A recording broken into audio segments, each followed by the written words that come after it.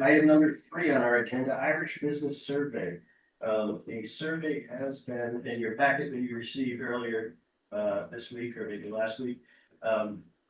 You received a packet of information. It's some things in it, and within it there is a survey that was comprised and put together by our commission. If we could discuss that now, and if people have questions or additions or anything they'd like to say with regard to it, appreciate your input at this point. Thank you. I will wait to see if there's any hands from anyone here in the room or those that are. Fortunately, I was unable to pull up the Zoom link, so I do not have the ability right now to see hands on the Zoom link. I apologize. Are there any hands? There are no hands. If that is the case, can I have a motion to accept the survey document? Can I just make a brief point, please? Certainly, yeah. I'm sorry, I can't hear you very well. Can you hear me? Yes. Okay. I think if we're talking about the mission statement, I think it's excellent. I just noticed one small thing in the introduction. You talk about culture, education. Could or should you include sports there?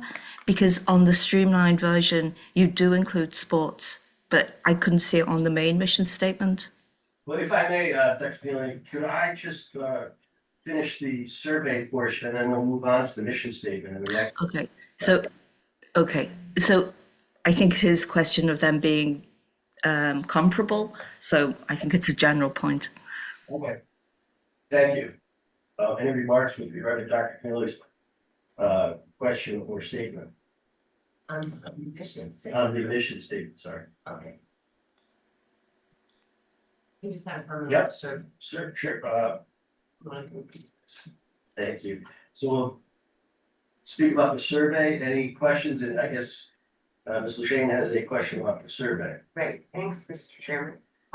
Is that a question? I think it needs a little bit more fine tuning, not changing anything. Like, for example, on the first page, we asked them if they have a website for the organization, but we don't ask them what it is. You know, so little things like that, like instructional cues, I think maybe we missed when we were drafting it. So if the committee agrees in the content, we can go back and add that stuff. It also needs, I was talking to somebody, we have an intern that's a tech kid, and I was talking to him about how do we turn a paper survey into an electronic survey? Because I think we talked about doing it electronically makes it better, and he doesn't really have that much experience on it, but I think we should take just another minute, time to get it turned into an electronic thing. So if anybody has any resources, let me know. If not, I'll scout somehow to see how we do it. I'm sure somebody in our organization can set it up for us. Great, that's wonderful. And I do appreciate that, you're recognizing that it going from paper to a website, because they're web-based communication is very, it's essential. So Yeah, Mr. Chairman, those that know me well, that is a huge leap. well, I love my paper. thank you. So we will just sort of hold on to the survey at this point, fine tune it like the commission member has stated, and we will hopefully have a better, not a better, but a more in tune document for the next meeting when we all meet in February. That being said, could I then go back to Dr. Keneally and your suggestions with regard to the mission statement? Yeah, it's at the early part. I would just suggest you include sport. It is in the streamlined version. It would just make it comparable in terms of language. Great. And thank you for that recommendation as well. Sure, that would call for. Sure.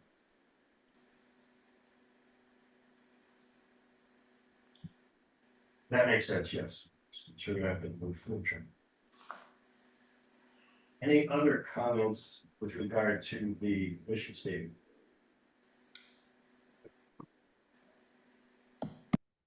Seeing none at this point, we will move on to item number 4, outreach and implementation of the strategy.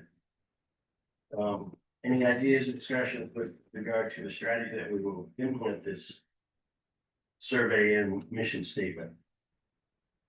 Like co-chair. Well, in our subcommittee meetings, we had discussed possibly approaching John Bordeaux of Advanced Connecticut and PJ 78 of the Irish Connecticut Business Council. Unfortunately, they couldn't schedule in time to meet with us today, but hopefully, if we can get final drafts of the survey and the mission statement with the adjustments and email it to them both and have them then come to Dublin, say February, that might give us some guidelines as to what we should do with the survey, and possibly they would share it with their contacts as well. Another person we might want to add. Okay, are there any other questions or comments? Another person we may want to add to that list is the head of the Chamber of Commerce of West Hartford.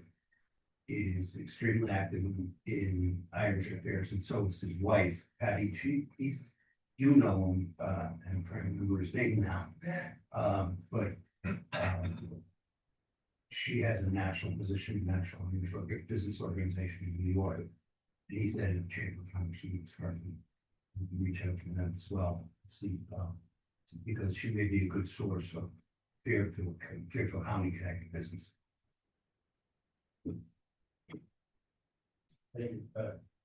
Like co-chair. I would also add to that as well, just to help us think outside of the box. Not every Irish business will be listed on a Chamber of Commerce, to my knowledge. But I do know for the Gaelic American Club in Fairfield, they have a list of Irish businesses there, and it's quite extensive. So maybe other Irish organisations do the same thing on their website. So we can start to build an inventory of Irish businesses that we may miss that are not listed on a Chamber of Commerce. The person I was talking about. And the gentleman I was referring to was Chris Conway. Who wants to?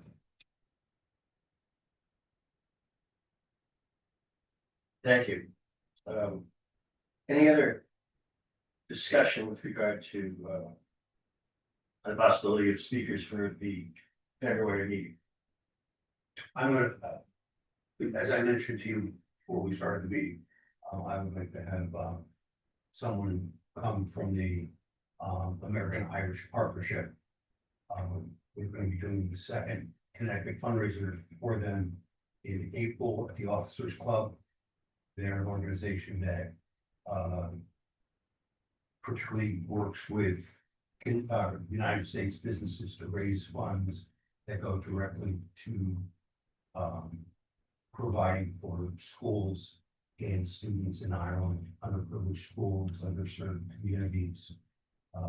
Almost all of their dollars go to mixed community schools, so they're not sectarian in the north. They operate island-wide, and we raised about $8,000, $9,000 for them 2 years ago. We're hoping to do over 10 this year, and it's something that I would hope all the commissioners certainly attend, and would love to see a presentation from them, because I think it's a wonderful, wonderful organization that really gets to the heart of what we're trying to do.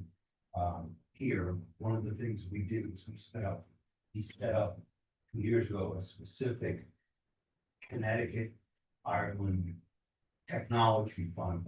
So any money raised in Connecticut goes to these underserved schools that particularly are in need of computers, tablets, other forms of technology. Figure it would be a good fit given Connecticut's a very high technology state. Wonderful, thank you. And as Commission member has stated, that fundraiser will be April 29th, I believe stated that 22nd, I apologize, it's like that. 22nd, 5 to 8 at the Officers Club across the street from the legislative office building. Okay, under discussion as well, I will go to the. Alex Peterson, I'm sorry. Alex Peterson. Sure, certainly, Alex.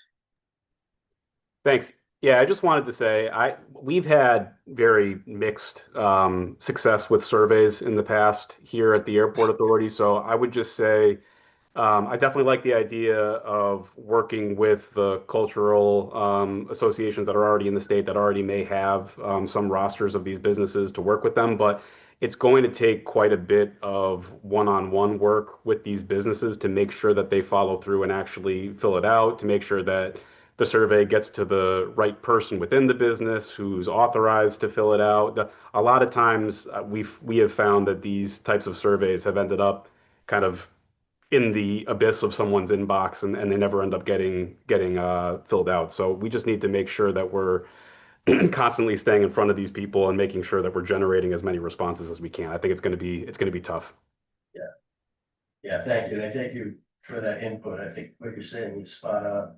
And once it is out, we do have to stay on top of it and try to get as much as you said in front of them and be able to, make sure that they know we're trying to compile this as a first time initiative. Commission Member Donnelly.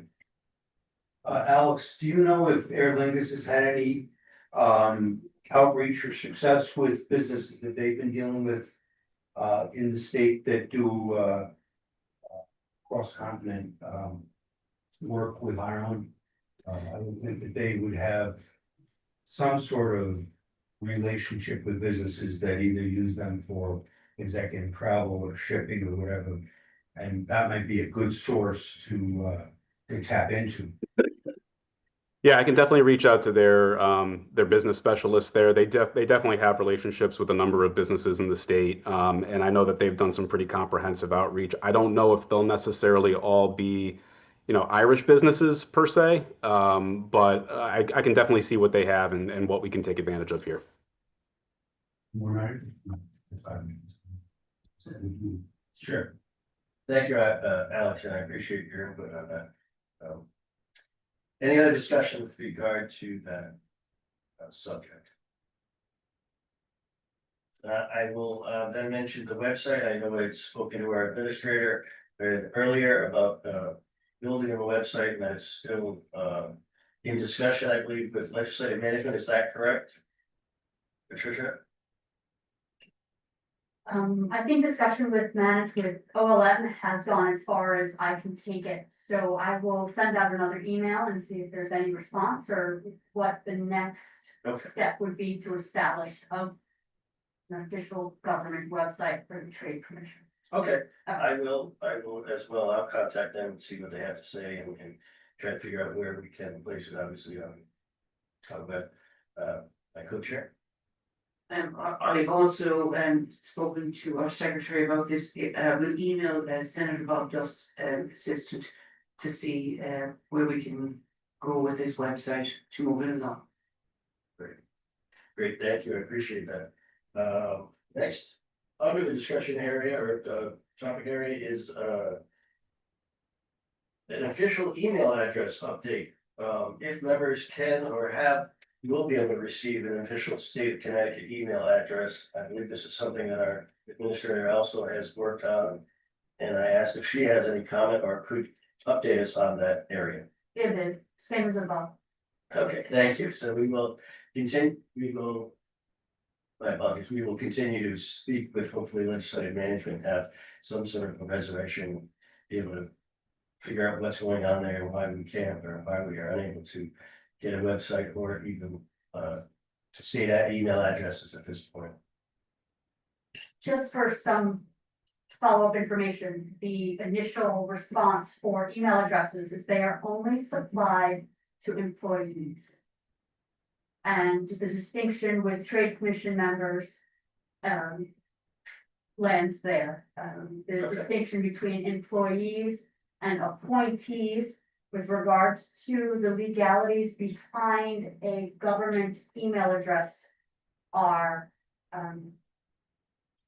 there. Okay. I understand a little bit better now, and I appreciate your dealing with legislative management, those that are in charge of that type of situation, but I believe we can go a little bit further, maybe we can have another discussion and see what the answer is, as well. Well, Commission member Doe. well, a workaround on that may be to establish a commission email and then be able to have commissioners contacted at that address. So it's not it doesn't become our email address, it becomes the commission's address, and then you can filter through there. Yeah, I understand that is a good example, and I think that what we're finding is that these are the first steps in this commission as it being the, first one of its type in the state of Connecticut, so I think, we can figure out a way to get email addresses so it is grouped together. Maybe we can, figure out a certain acronym that we can use and discuss it and discuss it and then go forward from there. Any questions from members online or in the room with regard to email addresses or a website situation? Seeing none, guest speakers, we did somewhat go around that or speak of that a little bit ago. Does anyone else have any suggestions or ideas for a guest speaker for any of the upcoming meetings for the Trade Commission? Room, Commission Member Shane. Sorry, I recall when Senator Daley was last here, you had some assignment for us for the springtime, I can't remember what it was. And I think at the time we were thinking that we could bring somebody in to kind of give us a kick in the pants, so to speak, on how we go about pulling that off. Do you remember, Loretta, what that was? Loretta, so. I believe what you're referring to is that he wanted to do an event sometime around January, February or March. March is just swamped, it's Irish Heritage Month, there's a ton of events happening in March. January, I think he thought maybe the state address by the governor. So it just didn't happen, it was, it just wasn't feasible, to be honest. So that's where we started to talk about maybe doing the launch of our website on Connecticut Open House Day, which we don't know that date yet. I think last year it was June 13th or something like that. So it's probably, the second Saturday or whatever it is in June. I do have a suggestion though for maybe a future guest speaker. And of course, we have to think we are in competition with every other trade commission right now, right? But it would be wonderful to get somebody from either New Jersey or West Virginia to come talk about do Zoom talks, because that website, Allison, it gets mentioned a lot. And I think I spoke to one of our subcommittee members who were having a look at it for helping first-time offenders re-enter, society. So I don't know if they would be up to it, but it would be wonderful to give some guidelines on how they got up and running. Great, I think that's a wonderful suggestion. I'll say that I'll take the flag and go ahead with trying to contact people in New Jersey and West Virginia to have them speak to us over a Zoom meeting or at one of our upcoming meetings, and maybe that, as my co-chair stated, that they could give us some guidelines of how they started and what they undertook and what happened with them when they first began their trade commission. Maybe they could give us some guidance as well. But like I said, I'll certainly go ahead and contact those in New Jersey and West Virginia and see if them for the next or one of the upcoming commission meetings. Commission Member O'Neill. I was just thinking, Alex just mentioned that there is some business liaison with Aer Lingus. Perhaps you could explore if we think it's reasonable to have that person address us. Because we're always dancing around the Aer Lingus Sure. relationship. Great. Alex, are you there? And sure you did hear what Colin said. Is this something you might be able to arrange for us at an upcoming meeting with a representative from Aer Lingus to speak to us? Yes, I can definitely check in with them. Great, thank you, Alex, I appreciate that. You know, never- Dr. Keneally? Just a suggestion for a speaker. We all know Ireland is changing and February is Black History Month. So maybe a speaker for February. I would suggest maybe Dennis Brownlee, who was founder of the African American Irish Diaspora Network, which states that almost 40% of Black people in America today have some Irish heritage, and so it's very much fostering those networks. So I think he would be a great speaker for February, or if February is too soon, maybe October, which is Irish Black History Month.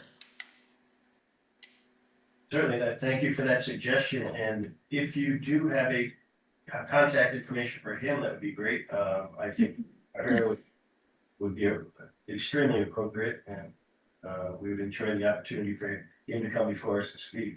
Do you have, or could you provide myself or the administrator contact information so that we can? Absolutely. Yep.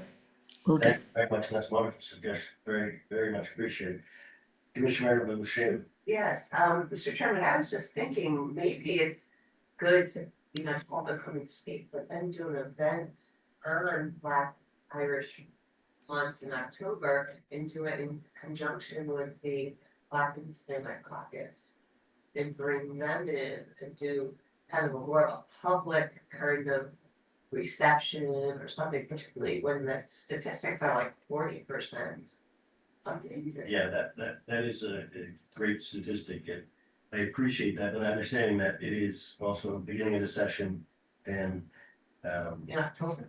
oh, I think you said in February. No, I mean, have the speaker come In earlier, February. but whatever time, and then Okay. plan ahead for an October event, reach out to the Black Hispanic Caucus, see if they'd be interested, and work on the event. Understand that. Certainly, I think that's a great idea, and we can certainly work on that going forward. That's a very good idea. Commissioner Mallory, Little. Yes, there's also another wonderful organization that works on this issue. It's heavily funded by organized labor. And it's called the O'Connell Douglas Foundation. I don't know if Professor has heard of it.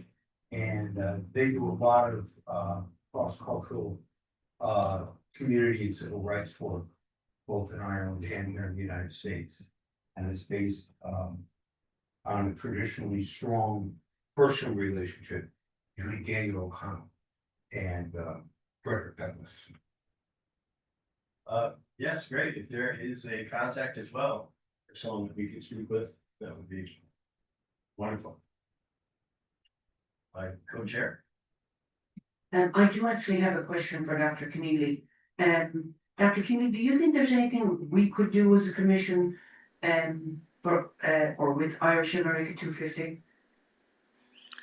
With the African American Irish Diaspora Network.